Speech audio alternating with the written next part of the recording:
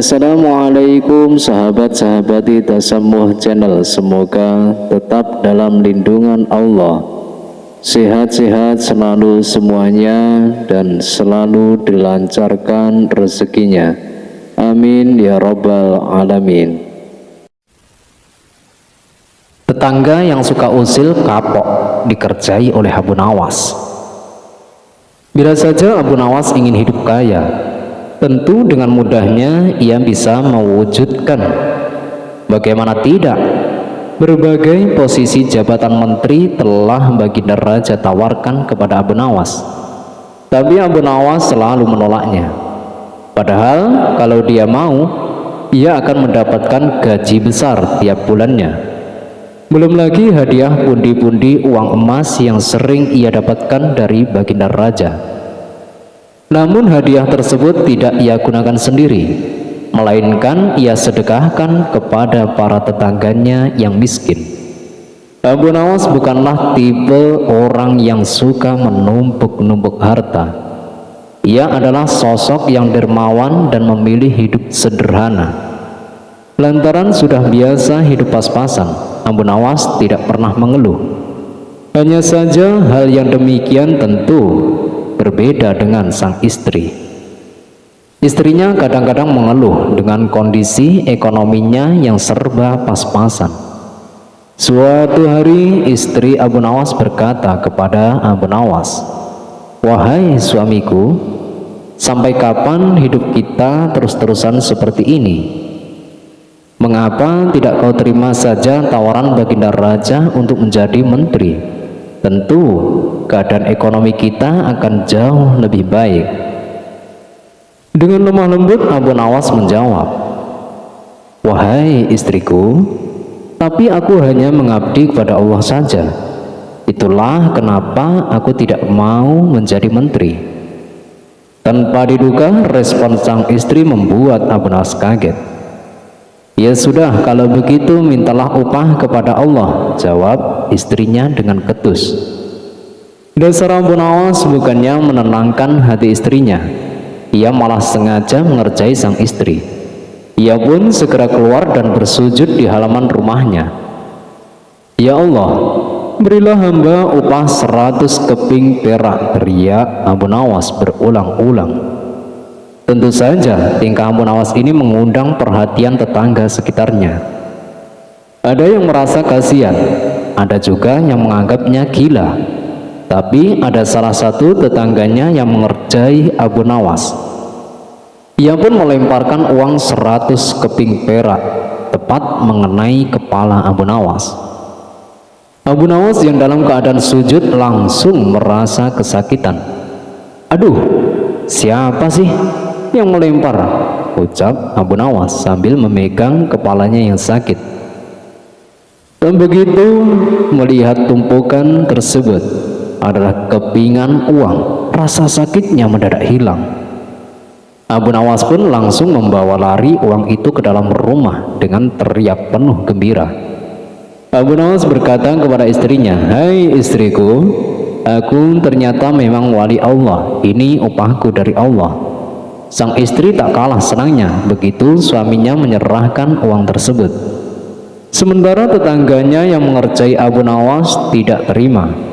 Niatnya mau mempermainkan Abu Nawas, malah ia sendiri yang rugi. Akhirnya ia pun langsung mendatangi rumah Abu Nawas. "Ayo Abu Nawas, kembalikan uangku," ucapnya dengan sewot. "Uang?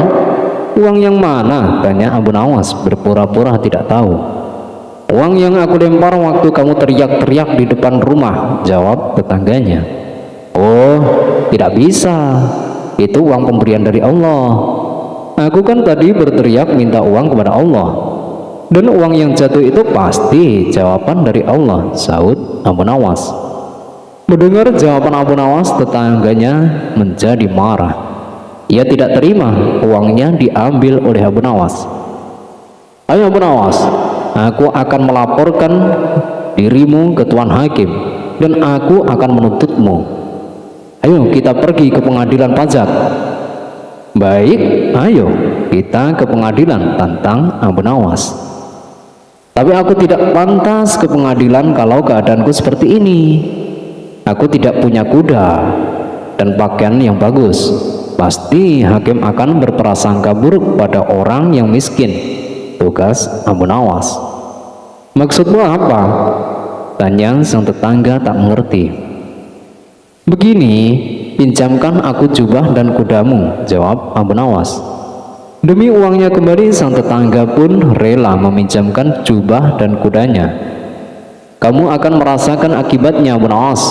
Kamu pasti akan dihukum karena telah merebut uangku, kata si tetangga dalam hati. Tak lama kemudian mereka berdua sampai di pengadilan. Lalu keduanya menghadap Tuan Hakim. Di hadapan Tuan Hakim, tetangganya Abu Nawas segera mengadukan kasusnya. Ia bercerita secara detail mengenai kejadiannya. Oh, seperti itu. Saya mengerti, tapi saya belum bisa memutuskan kasus ini. Bila mengambil keterangan hanya dari satu pihak, ujar Tuan Hakim. Saya juga ingin tahu keterangan dari pihak Abu Nawas. Dengan begitu, saya bisa memutuskan dengan seadil-adilnya. Sekarang apa pembelaanmu? Tanya Tuan Hakim kepada Abu Nawas. Tetangga saya ini gila, Tuan Hakim, jawab Abu Nawas. Mendengar perkataan Abu Nawas itu, tetangganya langsung emosi. Ayo Abu Nawas, kamu jangan kurang ajar, bentak tetangganya. Keduanya pun segera dilerai oleh Tuan Hakim. Tolong hormati ruang sidang. Ini bukan pasar, hardik Tuan Hakim. Bila kalian mau meneruskan sidang ini, ikuti aturan tata tertibnya. Si tetangga Abu Nawas pun langsung terdiam. Baiklah, sidang kita teruskan. Tadi kamu mengatakan kalau tetanggamu itu gila. Apa buktinya? Tanya Tuan Hakim kepada Abu Nawas. Begini Tuan Hakim, ia pikir segala yang ada di dunia ini adalah miliknya. Coba saja tanyakan padanya tentang jubah yang saya pakai dan kuda yang saya kendarai. Pasti semua diakui sebagai miliknya. Apalagi uang saya, kata Abu Nawas menjelaskan. Dengan kaget sang tetangga pun berteriak, memang benar itu milik saya, wahai Abu Nawas. Tuan Hakim, tuh kan, betul. Apa kata saya? Semuanya pasti diakui olehnya, kata Abu Nawas kepada Tuan Hakim. Karena dirasa bukti-bukti sudah cukup, maka Tuan Hakim memutuskan bahwa Abu Nawaslah yang berhak atas uang tersebut. Setelah selesai menjalani persidangan, keduanya pun disuruh pulang oleh Tuan Hakim. Di tengah perjalanan, si tetangga meminta maaf kepada Abu Nawas. Saya mengaku salah, Abu Nawas. Awalnya saya memang berniat mengerjai kamu, tapi ternyata kamu lebih cerdik dari yang kuduga. Uang yang 100 keping perak aku ikhlaskan untukmu. Keduanya pun akhirnya berjabat tangan dan saling bermaafan. Kemudian mereka berdua masuk ke rumahnya masing-masing. Tapi tidak berapa lama tetangga Abu Nawas itu kembali ke rumah Abu Nawas. Ayo Abu Nawas, kembalikan baju yang tadi kamu pinjam, teriaknya dari luar rumah Abu Nawas. Iya ya, nanti aku kembalikan. Besok mau aku pinjam sebentar untuk kondangan, jawab Abu Nawas dari dalam rumahnya. Dasar Abu Nawas, ada-ada saja. Perilaku Abu Nawas yang menggetarkan jiwa otak kita. Serupan ajaib Abu Nawas. Pada suatu hari di kerajaan Raja Harun ar-Rasyid telah terjadi huru-hara. Rakyatnya tidak lagi mendapatkan ketenangan seperti biasanya karena telah terjadi penculikan dan pembunuhan yang misterius. Raja dan para prajurit akhirnya mengetahui bahwa huru-hara tersebut bukan datang dari musuh, melainkan dari dalam istana sendiri yang diotaki oleh para menterinya. Akan tetapi raja sangat kesulitan untuk mencari siapa yang bersekongkol terhadap tindakan penculikan dan pembunuhan tersebut, karena semua para menterinya terlihat taat kepada baginda raja. Lalu terbesitlah nama Abu Nawas dalam pikiran baginda raja. Abu Nawas pasti bisa mengungkap kasus ini, ujar baginda dalam hati. Dari itu maka dipanggillah Abu Nawas ke istana. Ada gerangan apa Paduka yang mulia memanggil hamba? Tanya Abu Nawas. Begini Abu Nawas, akhir-akhir ini marak kejadian pembunuhan dan penculikan, dan ini jelas membuat rakyatku dicekam ketakutan. Kemudian secara diam-diam aku menyuruh beberapa prajurit untuk mengusut kasus tersebut.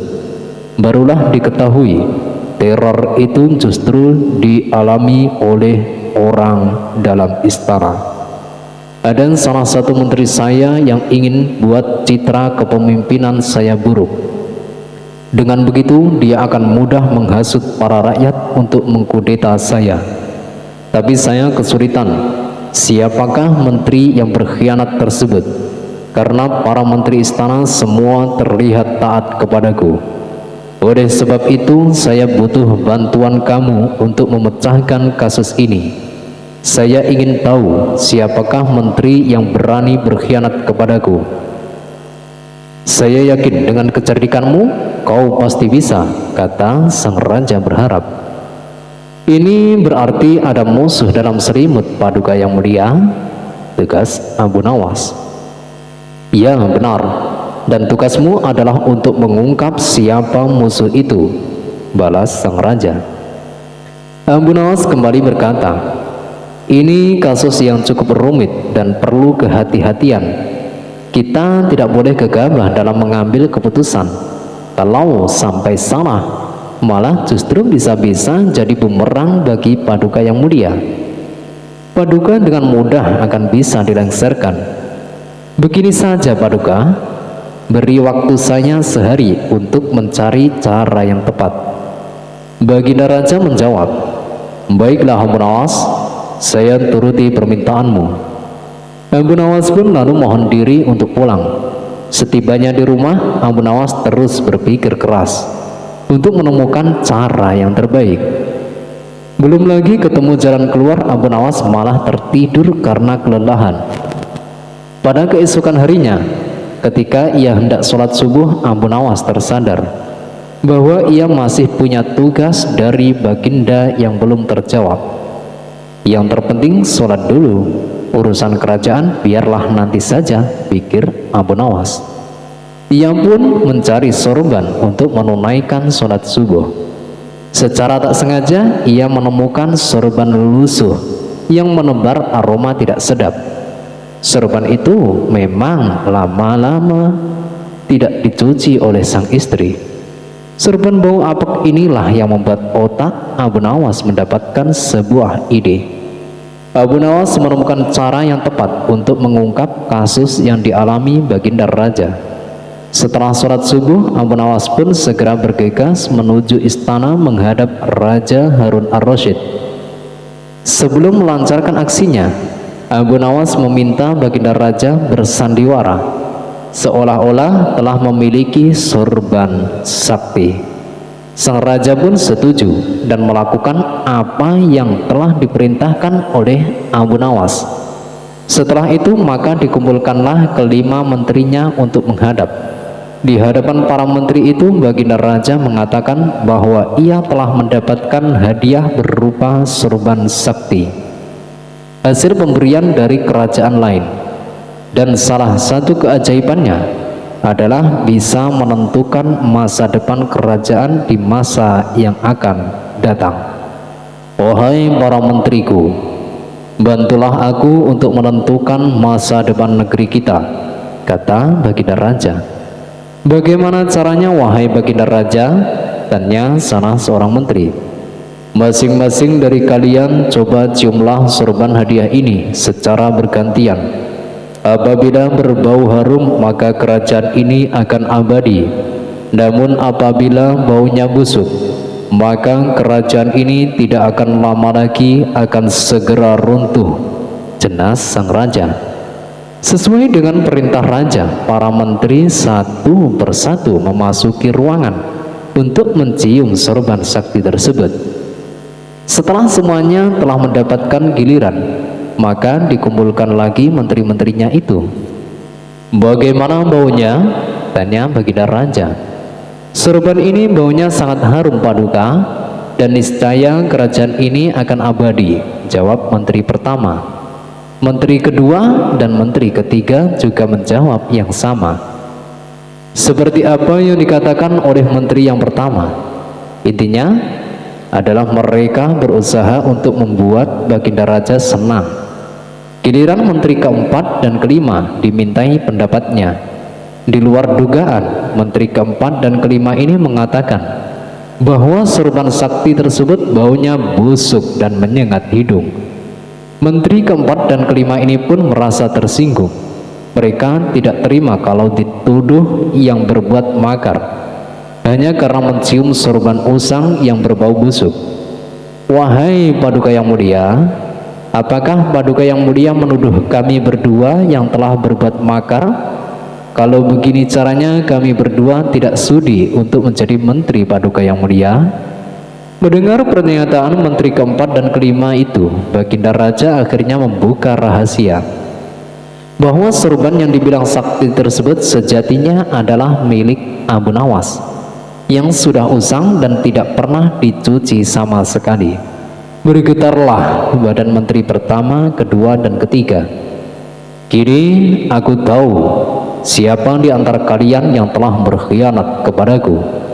Kalian telah terbukti berbohong dan kalian pantas untuk masuk penjara," ujar baginda raja.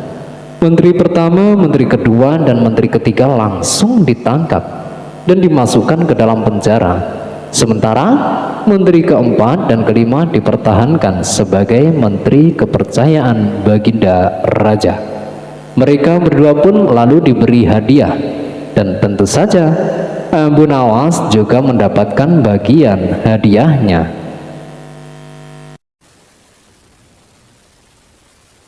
Sop pedas untuk Abu Nawas. Abu Nawas memanglah bukan orang kaya raya. Lebih tepatnya, ia hanya keluarga yang sangat sederhana. Untuk memenuhi kebutuhan pokoknya sehari-hari bisa dikatakan sangat tercukupi. Tapi kalau untuk kebutuhan mewah, Abu Nawas belum bisa terpenuhi. Ia tidak mempunyai barang mewah dan makanan mewah di rumahnya. Semua serba cukup dalam kadar yang sederhana. Namun nasib apes menimpa Abu Nawas. Tidak ada hujan, tidak ada angin. Sang istri tiba-tiba minta dibelikan kalung. Hal ini membuat Abu Nawas pusing tujuh keliling.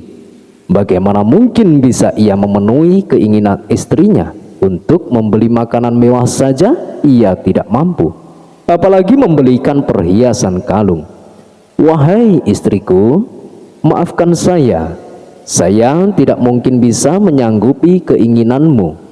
Kan kamu tahu sendiri, kita adalah keluarga sederhana yang hidupnya hanya pas-pasan," tutur Abu Nawas dengan lemah lembut. Namun keputusan Abu Nawas ini ternyata membuat istrinya tidak terima, karena ia sangat menginginkan perhiasan kalung. Dan selama ini ia merasa tidak pernah menuntut apapun, tidak pernah meminta yang macam-macam. Ia ingin satu kali ini saja permintaannya dituruti. Entah bagaimana caranya, pokoknya ia ingin dibelikan kalung. Tapi lagi-lagi Abu Nawas tidak berani mengiyakan. Ia hanya meminta istrinya supaya selalu bersyukur dengan apa yang ada. Justru sang istri malah marah-marah. Ia terus mengomel dan memarahi suaminya. Tak tahan dengan omelan sang istri, Abu Nawas lalu pergi meninggalkan rumah. Istrinya yang masih marah kepada Abu Nawas berniat membalas dengan memasak sop yang sangat pedas. Saat malam tiba, Abu Nawas pun pulang. Sang istri berpura-pura tersenyum hangat menyambut kedatangannya. Abu Nawas lalu diajaknya duduk di meja makan. Kemudian sang istri menghidangkan sop yang pedas tersebut. Melihat sikap istrinya yang sudah tidak marah lagi, Abu Nawas tersenyum ceria. "Kamu memang istriku yang sangat solehah. puji Abu Nawas. Tapi sungguh malang, sang istri lupa dengan jebakannya sendiri. Ia menyendok sop pedas itu ke dalam piringnya dan memakannya. Air mata pun meleleh di kedua pipinya karena rasa pedas yang luar biasa. Abu Nawas seketika itu kaget dan heran melihat istrinya yang tiba-tiba menangis sesenggukan. "Kenapa kamu menangis, wahai istriku?" tanya Abu Nawas khawatir dengan mengusap air matanya yang menetes di pipi. Sang istri menjawab, "Dulu almarhumah ibu sangat menyukai masakan sop ini. Setiap kali aku makan sop seperti ini, aku jadi teringat almarhumah ibu. Itulah yang membuat aku menangis," ujar sang istri berpura-pura. "Ya sudahlah, wahai istriku, ibumu itu orang yang baik. Insya Allah beliau meninggal dalam keadaan husnul khotimah," balas Abu Nawas menenangkan istrinya. Kini giliran Abu Nawas yang memakan sop pedas itu. Betapa terkejutnya ia, ternyata sop yang ia makan pedasnya bukan main. Kedua mata Abu Nawas langsung meneteskan air mata tanpa henti. Bahkan air matanya lebih banyak dari sang istri. Tak mau kalah dengan sandiwara istrinya, Abu Nawas meluapkan rasa pedasnya dengan menangis terisak-isak. "Kenapa kamu menangis, wahai suamiku?" tanya sang istri heran. "Aku juga teringat almarhumah ibu kamu. Kenapa dia mati meninggalkanmu tanpa mengajak dirimu?" jawab Abu Nawas.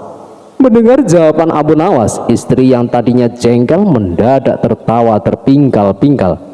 Keduanya akhirnya rukun dan mesra kembali. Ya, begitulah yang namanya hidup berumah tangga. Pasti ada suka dan ada duka. Tentunya ada juga pertengkaran di dalamnya. Akan tetapi jangan jadikan pertengkaran menjadi perpecahan, apalagi sampai terjadi perceraian. Pertengkaran hanyalah bumbu dalam berumah tangga. Karena dengan adanya pertengkaran, kita akan bisa merasakan betapa nikmatnya kemesraan.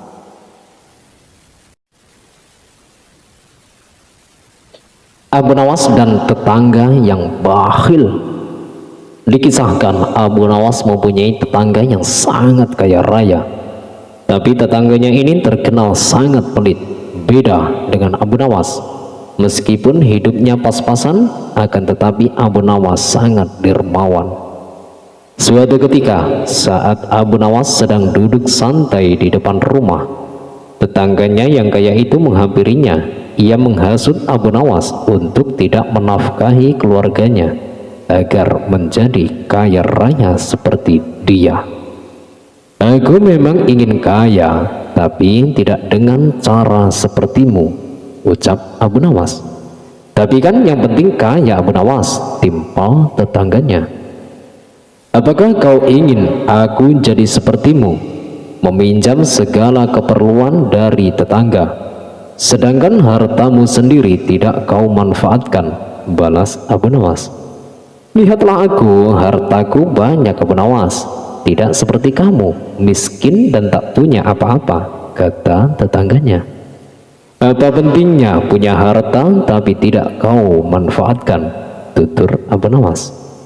"Bagiku melihat kilauannya saja sudah cukup, Abu Nawas," jawab tetangganya. Beberapa hari kemudian, tetangganya ini kembali mendatangi rumah Abu Nawas. "Ada apa lagi datang kemari? Mau menghasutku lagi?" tanya Abu Nawas dengan kedus. "Jangan suka berprasangka buruk begitu, Abu Nawas. Saya datang kemari ingin pinjam keledaimu," jawab tetangganya. "Hartamu kan banyak, kenapa tidak beli keledai sendiri?" ujar Abu Nawas. "Selama aku masih bisa pinjam sama tetangga, kenapa harus membeli keledai? Yang ada nanti hartaku berkurang," balas tetangganya. "Memang benar-benar kamu ya, bukan saja pelit tapi bakhil," tutur Abu Nawas. Namun walau bagaimanapun, Abu Nawas tidak tega melarang. Ia pun meminjamkan keledainya kepadanya.